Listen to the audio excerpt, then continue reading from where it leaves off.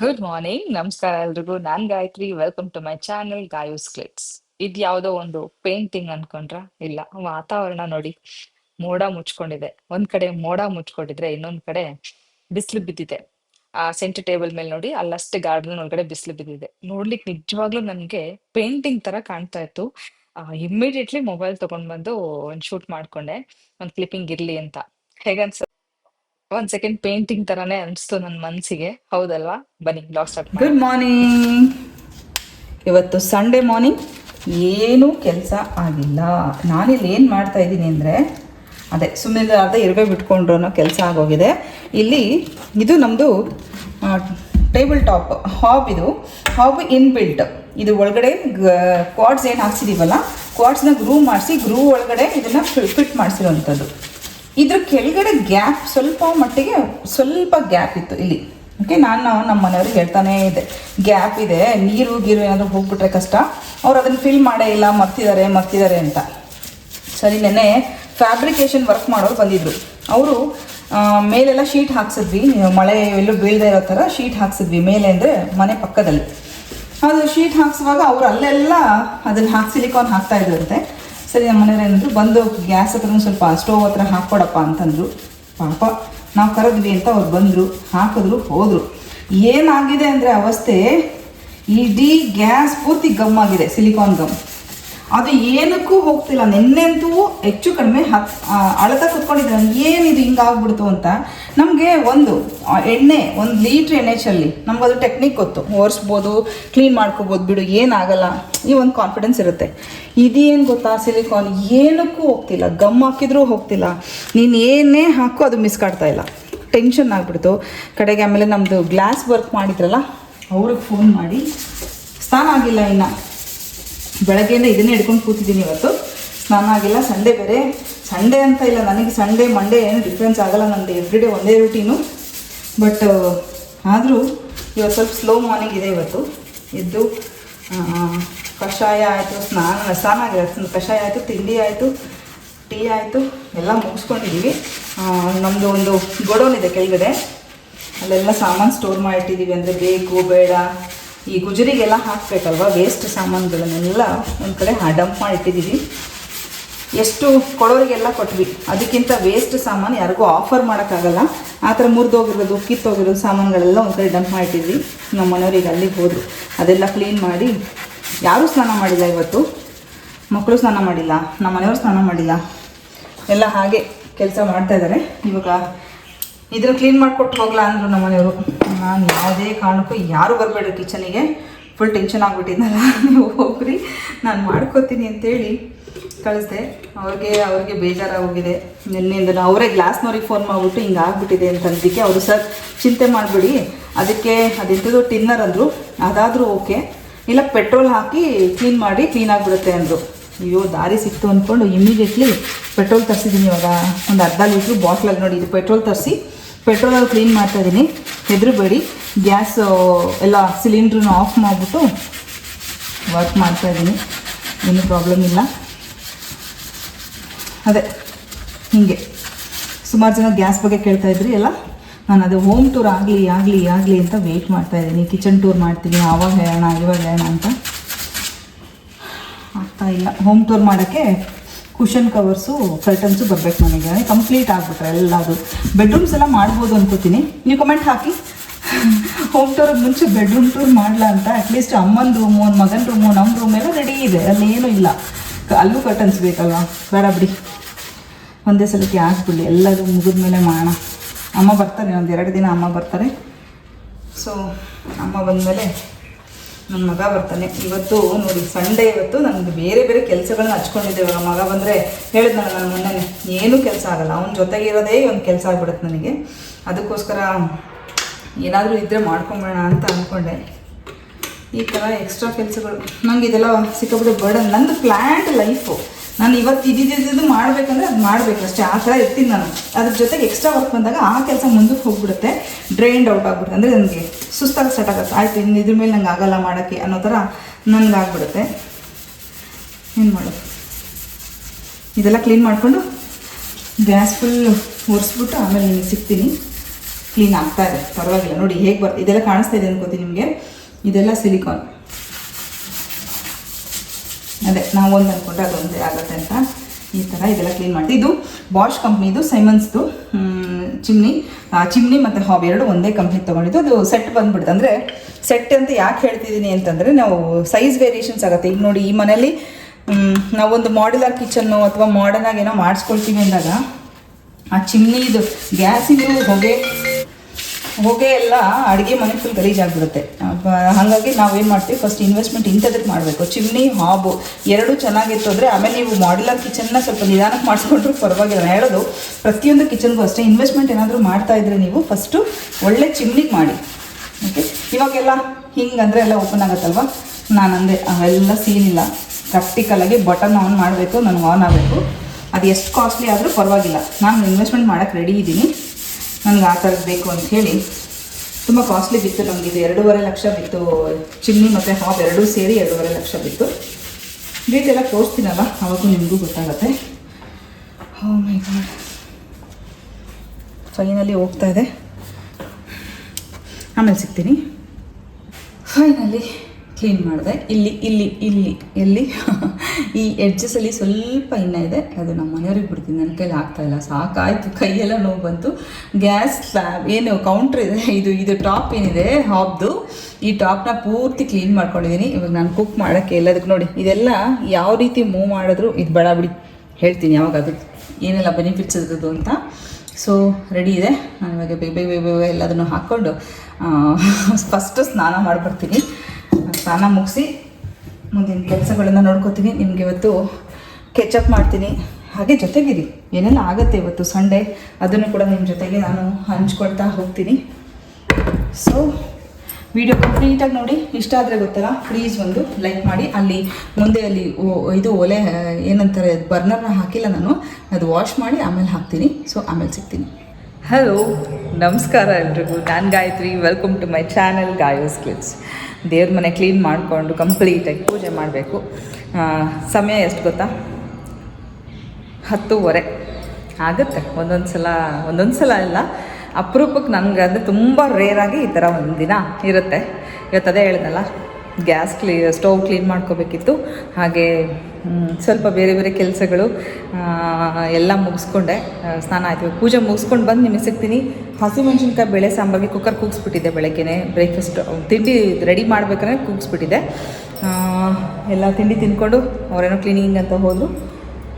ಆಗಿದೆ, ಆಲ್ಮೋಸ್ಟ್ ಕೆಲಸ ಆಗಿದೆ. ಸಾಂಬಾರು, ರೈಸು, ಒಂದು ಏನಾದರೂ ಫ್ರೈ ಮಾಡ್ತೀನಿ ನೆಂಚ್ಕೊಳ್ಳೋಕ್ಕಷ್ಟೇ. ಮಧ್ಯಾಹ್ನಕ್ಕೆ ಬೇರೆ ಏನೂ ಮಾಡಲ್ಲ ಇವತ್ತು. ಇದು ಕ್ಲೀನ್ ಮಾಡಿ ನಾನು ಸ್ಟೋರ್ ರೂಮ್ ಸ್ವಲ್ಪ ಆರ್ಗನೈಸ್ ಮಾಡ್ಕೋಬೇಕಂತ ಅಂದ್ಕೊಂಡಿದ್ದೀನಿ.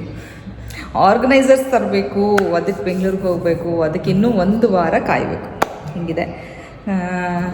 ಅದಾದಮೇಲೆ ಮೋಸ್ಟ್ಲಿ ಬಹುಶಃ ಒಳ್ಳೆ ವೀಡಿಯೋ ನಿಮ್ಗೆ ಮಾಡ್ಬೋದು. ಅಂದರೆ ಕಿಚನ್ ಕಂಪ್ಲೀಟ್ ಟೂರ್ ಕೂಡ ನಾನು ಕರೆಕ್ಟಾಗಿ ಇನ್ನೊಂದು 8 ದಿನದಲ್ಲಿ ನಾನು ನಿಮ್ಮ ಜೊತೆ ಹಂಚ್ಕೊಳ್ತೀನಿ ಅಂತ ಹೇಳ್ತೀನಿ. ಸೊ ಬನ್ನಿ, ಬೇಗ ಪೂಜೆ ಮುಗಿಸ್ಕೊಂಡು ಬರ್ತೀನಿ, ಆಮೇಲೆ ಸಿಗ್ತೀನಿ. ವೀಡಿಯೋ ಕಂಪ್ಲೀಟಾಗಿ ನೋಡಿ. ಇಷ್ಟ ಆಗುತ್ತಲ್ಲ, ಪ್ಲೀಸ್ ಒಂದು ಲೈಕ್ ಮಾಡಿ. ತುಂಬ ಜನ ಕೇಳಿದ್ರ ಇದು ಎಲ್ಲಿ ತಂದ್ರಿ ಅಂತ.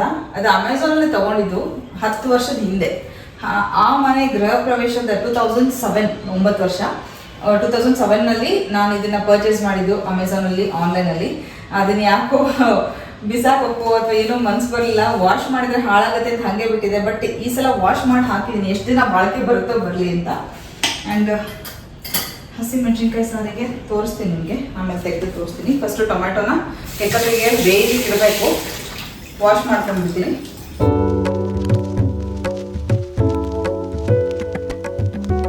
ಸಂಡೇ ಎಷ್ಟು ಕೆಲಸ ಇರುತ್ತೆ ಇವತ್ತು. ನೇಲ್ಸ್ ಕಟ್ ಮಾಡ್ಕೋಬೇಕು, ಎಲ್ಲ ಸಂಡೇನೆ. ಎಲ್ಲದನ್ನು ಶೆಡ್ಯೂಲ್ ಮಾಡಿರ್ತೀವಿ ಸಂಡೇಗೆ. ಸಂಡೇ ಫುಲ್ಲು ಬ್ಯುಸಿ ಆಗಿಬಿಡುತ್ತೆ.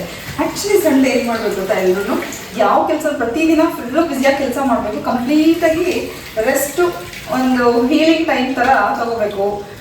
ಮೆಡಿಟೇಷನ್ ಮಾಡಬೇಕು, ಅಥವಾ ನಿಮ್ಗೆ ಇಷ್ಟವಾದ ಮೂವಿ ನೋಡಬೇಕು, ಒಂದು ಬ್ರೇಕ್ ತೊಗೋಬೇಕಲ್ವಾ.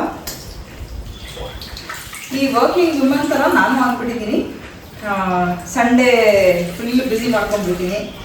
ಹಿಂಗೆ ಆಗ್ತಾಯಿದೆ. ಅದೇ ಎಲ್ಲ ಮಕ್ಕಳು ಸ್ಕೂಲಿಗೆಲ್ಲ ಹೋಗ್ತಾರಲ್ಲ, ಅದಕ್ಕೋಸ್ಕರ ನಾನು ಸಂಡೇ ಅಂತ ಹೇಳಿ ಸಂಡೇಗೆ ವೆಯ್ಟ್ ಮಾಡೋಕ್ಕಾಗಿದೆ. ಪರವಾಗಿಲ್ಲ. ಯಾವುದನ್ನು ನಾವು ಎಷ್ಟು ಗುಣ ಗುಣ ಗುಣ ಗುಣ ಅಂತೀವಲ್ಲ ಅಷ್ಟು ಕಷ್ಟ ಅನ್ನೋ ಅಂತ ಅನಿಸ್ಬಿಡುತ್ತೆ. ಇದು ನೀರೆಲ್ಲ ಹಿಡ್ಕೊಳ್ಳಿ, ಟೊಮೆಟೊ ನೀರು ಇಟ್ಕೊಳ್ಳಿ. ಹಾಗೆ ಸಾಂಬಾರನ್ನು ತೋರಿಸ್ತೀನಿ ನಿಮಗೆ. ನಾನು ಯಾವುದನ್ನು ಕಟ್ಟ ಮೇಲೆ ಡೈರೆಕ್ಟಾಗಿ ಇಡ್ತಾ ಇಲ್ಲ, ಎಲ್ಲದಕ್ಕೂ ಒಂದು ಸ್ಟ್ಯಾಂಡ್ನ ಬಳಸ್ತಿದ್ದೀನಿ. ಅಂದರೆ ಕೋಸ್ಟರ್ ನಾವು ಬಳಸಬೇಕು. ಇದು ಸಾಂಬಾರಿಗೆ ಹಸಿಮೆಣ್ಸಿನ್ಕಾಯಿ, ಬೇಳೆ, ಟೊಮ್ಯಾಟೊ, ಈಗ ಸ್ವಲ್ಪ ಕಾಯಿ ತುರಿ ಹಾಕ್ತೀನಿ, ಒಂದು ಸ್ಪೂನಷ್ಟು.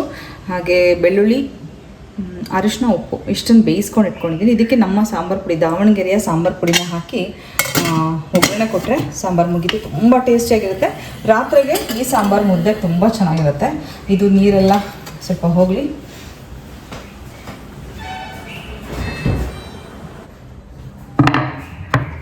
ನಮ್ಮದೇ ಮನೆಯ ಟೀಕುಡ್ ಬೋರ್ಡ್ ಇದು.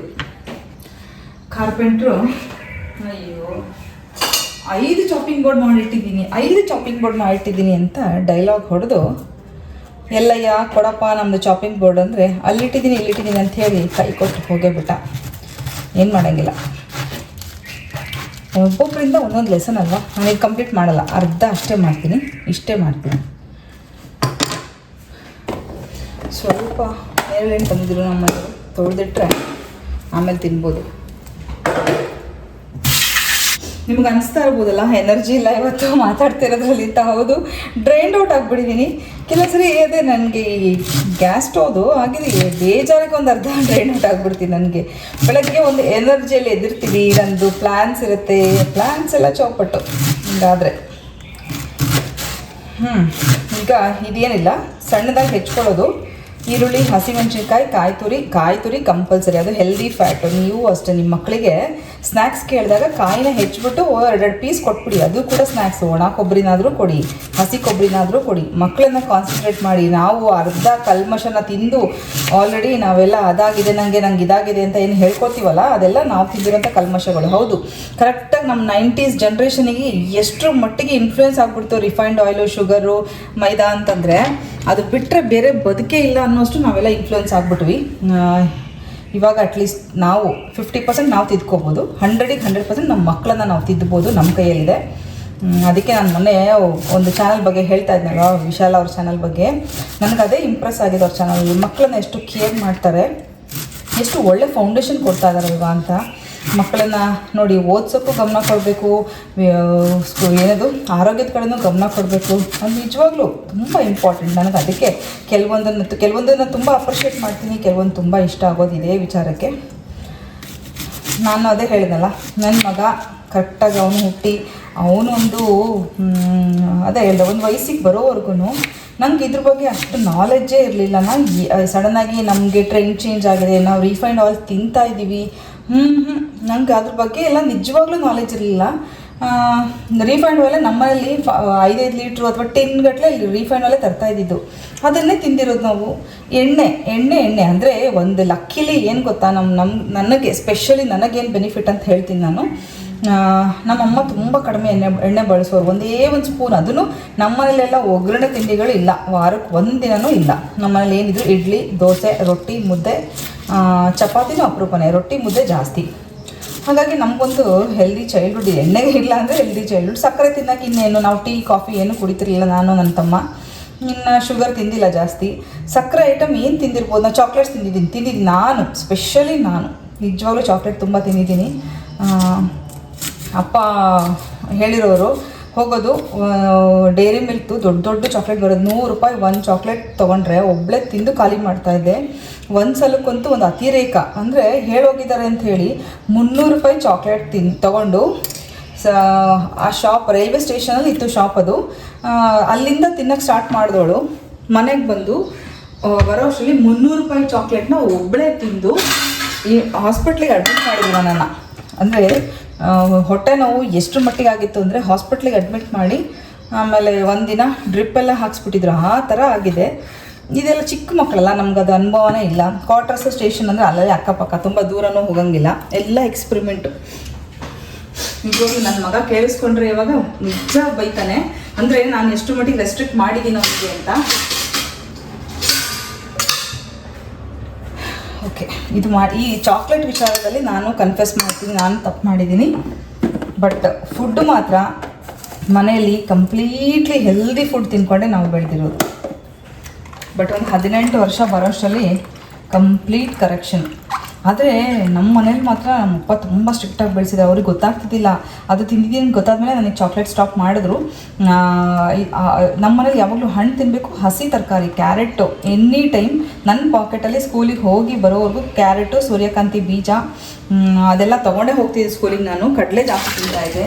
ಅದು ಕಡಲೆ ರಿಚ್ ಇನ್ ಪ್ರೋಟೀನ್ ಅಂತ ನಿಜವಾಗ್ಲೂ ಯಾರಿಗೂ ಗೊತ್ತಿಲ್ಲ, ಅಮ್ಮಂಗೂ ಗೊತ್ತಿಲ್ಲ.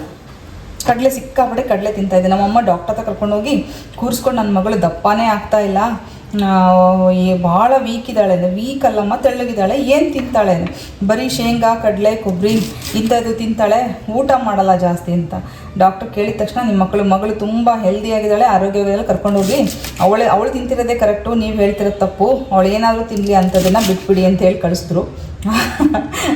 ಅಮ್ಮ ನನಗೆ ಅದೆಲ್ಲ ಬಿಡಿಸ್ಬಿಡ್ಬೇಕು, ಇನ್ನು ಕರೆಕ್ಟಾಗಿ ಊಟ ಮಾಡೋಕ್ಕೆ ಶುರು ಮಾಡ್ತಾಳೆ ಅಂತ ಹಾಸ್ಪಿಟ್ಲಿಗೆ ಕರ್ಕೊಂಡೋಗಿದ್ರು. ಇದು ಒಂದು ಅನುಭವ. ಓಕೆ, ಇವತ್ತು ರೆಸ್ಟ್ ಎಲ್ಲ ಏನಿಲ್ಲ.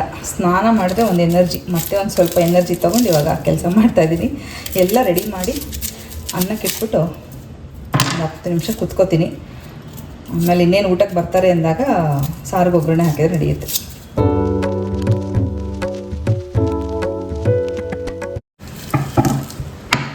ಹಾಗೆ ಸಿಂಕಿಗೆ ಹಾಕೋಕ್ಕೆ ಹೊಸದೊಂದು ಇದನ್ನೇನು ಅನ್ಬೇಕು, ಇಲ್ಲಿ ಮೂಲೆಯಲ್ಲಿ ಕಾಣಿಸ್ತಾ ಇದೆಯಲ್ಲ, ಇದು ನಾವು ಪಾತ್ರೆ ತೊಳೆಯುವಾಗ ಅಥವಾ ಟೀದು ಎಲ್ಲದನ್ನು ಇದನ್ನು ಹಾಕ್ಬಿಟ್ಟು ಸಾಕು. ಕೆಳಗಡೆ ಹೋಲ್ಸ್ ಇದೆ. ಓಕೆ, ಈ ಹೋಲ್ಸಲ್ಲಿ ನೀರೆಲ್ಲ ಹೊರಟೋಗುತ್ತೆ. ಇನ್ನು ಗಟ್ಟಿ ಇದ್ದೆಲ್ಲ ಇದರಲ್ಲೇ ಇರುತ್ತೆ. ನಾವು ಹಿಂಗೆ ಸಿಗಾಕೊಂಡ್ರೆ ಸಾಕು, ಮೂಲೆಯಲ್ಲಿ ಒಂದು ಕಡೆ ಇರುತ್ತೆ. ಅದ್ರಲ್ಲಿ ನಾವು ಇಡೀ ದಿನದ ಕಸನೂ ಹಾಕ್ಬೋದು. ಅದು ಫುಲ್ ಆದ ತಕ್ಷಣ ಇದು ತೆಗೆದು ಈ ಬಟನ್ ಪ್ರೆಸ್ ಮಾಡಿದ್ರೆ ಕೆಳಗಡೆ ಓಪನ್ ಆಗಿ ಎಲ್ಲ ಕಸ ಬಿದ್ದುಬಿಡುತ್ತೆ. ನಾನು ಅಮೆಝಾನಲ್ಲಿ ತರಿಸಿದೆ ಅದು. ಹಾಗೆ ಇದು ಸ್ಕ್ರಬ್ಸ್ ಎಲ್ಲ ಹಾಕಲಿಕ್ಕೆ ಅಂತ ಹೇಳಿ ನಾನು ತರಿಸ್ಕೊಂಡಿರೋಂಥದ್ದು. ಇದು ಸೀಸನ್ ಡಯಾಬಿಟಿಕ್ ಪೇಷಂಟ್ಸ್ಗಂತೂ ತುಂಬ ಹೆಲ್ಪ್ಫುಲ್. ಇದು ತುಂಬ ಒಳ್ಳೆಯದು, ತಿಂದುಬಿಡಿ. ನೋಡಿ, ಚಿಮ್ನಿ ಹಾಕಿದ್ದೀನಿ, ಆನ್ ಮಾಡಿದ್ದೀನಿ, ಆದರೂ ಎಷ್ಟು ಮೈಲ್ಡಾಗಿದೆ ಸೌಂಡ್ ಅಂತ.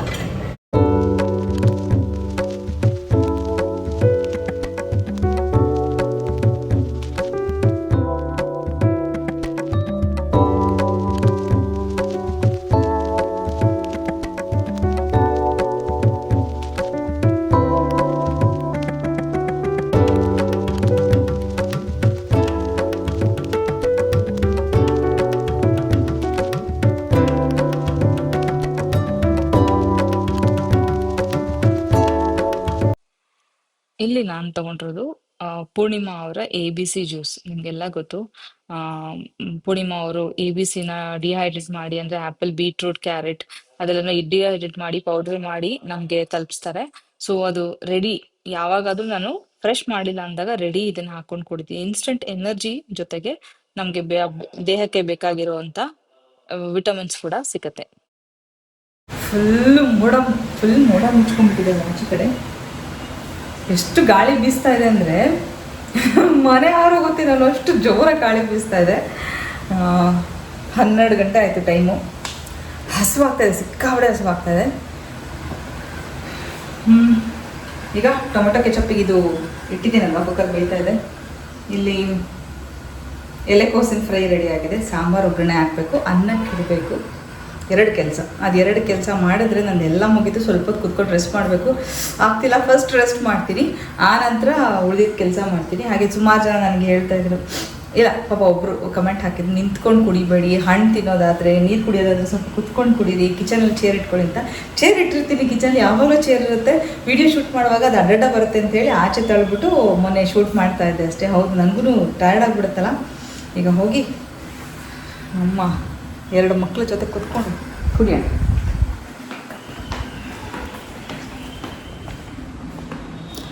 ನೋಡಿ ಯಾರಿಗಿದೆ ಈ ಸುಖ. ನೋಡಿ ಇಬ್ಬರನ್ನು ನೋಡಿ, ಇಲ್ಲಿ ಆ ಕಡೆ ಒಬ್ಬರು, ಈ ಕಡೆ ಒಬ್ಬರು. ಅದೊಂದು ಬಟ್ಟೆ ಬೇಕು ಅವ್ರಿಗೆ, ಗಾಳಿ ಬೀಸ್ತಾ ಇರುತ್ತಲ್ಲ, ಒಂದು ಬಟ್ಟೆ ಬೇಕು.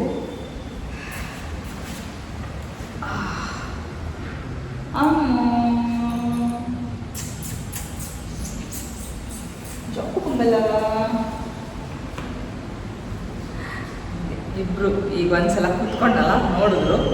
ಮತ್ತೆ ಮಧ್ಯಾಹ್ನ 1:30 ಊಟದ ಟೈಮ್ವರೆಗೂ ಅವರು ಮಿಸ್ ಕಾಡೋದೇ ಇಲ್ಲ. ಆ್ಯಂಡ್ ಅದೇ ಅಲ್ಲಿ ಕರ್ಟನ್ಸ್ ಕುಷನ್ಸ್ ಎಲ್ಲ ಬಂದರೆ ನನಗೂ ಕೂಡ ಒಂದು ಹೋಮ್ ಟೂರ್ ಮಾಡಲಿಕ್ಕೆ ಕಾನ್ಫಿಡೆನ್ಸ್ ಬರುತ್ತೆ.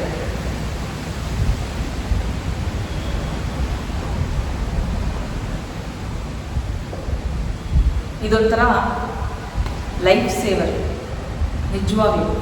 ವಿಟಮಿನ್ ಸಿ ಸಿಗುತ್ತೆ, ಆ್ಯಪಲ್ ಬೀಟ್ರೂಟಲ್ಲಿ ಸಿಗುವಂಥ ನ್ಯೂಟ್ರಿಯೆಂಟ್ಸು ಪ್ರೋಟೀನ್ಸ್ ವಿಟಮಿನ್ಸು ಸಿಗುತ್ತೆ. ಟಯರ್ಡ್ ಆಗ್ಬಿಟ್ಟಿದ್ದೀನಿ, ಸಿಕ್ಕಾವಳೆ ಟಯರ್ಡ್ ಆಗ್ಬಿಟ್ಟಿದ್ದೀನಿ. ಸ್ವಲ್ಪ ರೆಸ್ಟ್ ಮಾಡ್ಬೇಕು ಅನಿಸ್ತಾ ಇದೆ. ಯಾಕಂದ್ರೆ ಡೈಲಿ ಒಂದು 11-11:30 ಅರ್ಧ ಗಂಟೆನಾದರೂ ಅಟ್ಲೀಸ್ಟು ಸ್ವಲ್ಪ ರೆಸ್ಟ್ ಮಾಡ್ತೀನಿ. ವಿಡಿಯೋ ಅಪ್ಲೋಡ್ ಕೊಟ್ಬಿಟ್ಟು ಒಂದು ಅರ್ಧ ಗಂಟೆ ರೆಸ್ಟ್ ಮಾಡಿಬಿಟ್ಟು ಆನಂತರ ಉಳಿದ ಕೆಲಸ ಮಾಡ್ತದೆ. ಇವತ್ತು ಸ್ವಲ್ಪ ಏನೋ ಕ್ಲೀನಿಂಗ್ ಅಂತ ಶುರು ಮಾಡ್ಕೊಂಡಲ್ಲ, ಆಗಲೇ ಇಲ್ಲ. ಇವಾಗ ಬೇಗ ಬೇಗ ಬೇಗ ಅಡುಗೆ ಎಲ್ಲ ಮುಗಿಸಿ ಊಟ ಮುಗಿಸಿ ಸ್ವಲ್ಪ ಹೊತ್ತು ರೆಸ್ಟ್ ಮಾಡಿನೇ ಕಂಟಿನ್ಯೂ ಮಾಡ್ತೀನಿ ಮುಂದಕ್ಕೆ. ಫುಲ್ ಡೇ ವ್ಲಾಗ್ ಇರುತ್ತೆ. ಏನೆಲ್ಲ ಮಾಡ್ತೀನಿ ಏನು ಎತ್ತ ಅಂತ ನಿಮ್ಮ ಜೊತೆ ಡೆಫಿನೆಟ್ಲಿ ಹಂಚ್ಕೋತೀನಿ ನಾನು.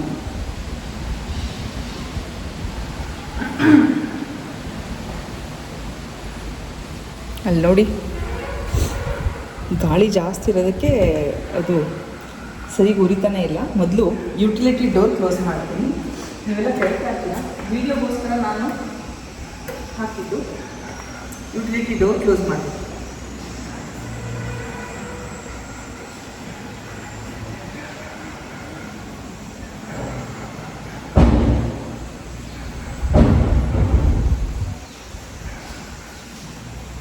ಕ್ಲೋಸ್ ಮಾಡಿದರೆ ಇಷ್ಟು ಮಟ್ಟಿಗೆ ಕತ್ತಲಿರುತ್ತೆ, ತೆಗೆದ್ರೆ ಚೆನ್ನಾಗಿ ಬೆಳಕಾಗತ್ತೆ. ತುಂಬ ಜನರು ಹೇಳ್ತಾರೆ ಯಾಕೆ ಎಲ್ಲ ಓಕೆ, ಯಾಕೆ ಅಷ್ಟು ಚಿಕ್ಕ ಕಿಟಕಿ ಇಡಿಸಿದ್ದೀರಾ ಅಂಥೇಳಿ. ನನಗಿಷ್ಟ ಆಯ್ತಪ್ಪ, ನನಗಿಷ್ಟ ಆಯಿತು ಇಡಿಸಿದೆ. ಬಟ್ ಒಂದು ಡೋರ್ ಇರೋದ್ರಿಂದ ನನಗೆ ಬೆಳಕು ಗಾಳಿಗೆ ಏನೂ ಕೊರತೆನೇ ಇಲ್ಲ. ನೋಡಿ, ಇವಾಗ ಕಂಪ್ಲೀಟ್ ಮನೆ ಸುತ್ತ ಪೂರ್ತಿ ಎಲ್ಲ ಕಡೆ ವಿಂಡೋಸ್ ಎಲ್ಲ ಇದೆ, ಓಪನ್ ಇದೆ. ಮೋಡ ಮುಚ್ಕೊಂಡಿರೋದ್ರಿಂದ ಇಲ್ಲೂ ಕೂಡ ಕತ್ತಲು ಅನಿಸ್ತಾ ಇದೆ. ಒಮ್ಮೊಮ್ಮೆ ಹಾಗೆ ಏನಾಗಲ್ಲ, ಪರವಾಗಿಲ್ಲ. ಮಳೆ ಸ್ಟಾರ್ಟ್ ಆಯಿತು. ಆ್ಯಂಡ್ ಶ್ರೀಚಕ್ರದ ಬಗ್ಗೆ ಕೇಳ್ತಾ ಇದ್ರಲ್ವ, ನಾನು ಎಲ್ಲದ್ರ ಬಗ್ಗೆನೂ ಮಾಹಿತಿ ಕೊಡ್ತೀನಿ. ಟೈಮ್ ಬರುತ್ತೆ, ಎಲ್ಲದ್ರ ಬಗ್ಗೆ ಮಾಹಿತಿ ಕೊಡ್ತೀನಿ. ಸಾಂಬಾರು ರೆಡಿ. ಸುಮಾರು ಜನ ಕಂಚಿನ ಪಾತ್ರೆಗಳ ಬಗ್ಗೆ ಹೇಳಿ ಅಂತ ಹೇಳಿದಿರ. ಡೆಫಿನೆಟ್ಲಿ ನೆಕ್ಸ್ಟ್ ಬ್ಲಾಗಲ್ಲಿ ಆ ಕಂಟೆಂಟ್ನ ಆ್ಯಡ್ ಮಾಡ್ತೀನಿ ಅದ್ರ ಜೊತೆಗೆ. ಸೊ ಸಾಂಬಾರು ರೆಡಿ ಇದೆ, ನಾನು ಊಟ ಮಾಡ್ತೀನಿ ಇವಾಗ, ತೋರಿಸ್ತೀನಿ. ಇವಾಗ ಪಲ್ಯ ಯಾವಾಗಲೂ ಜಾಸ್ತಿ ಇರಬೇಕು.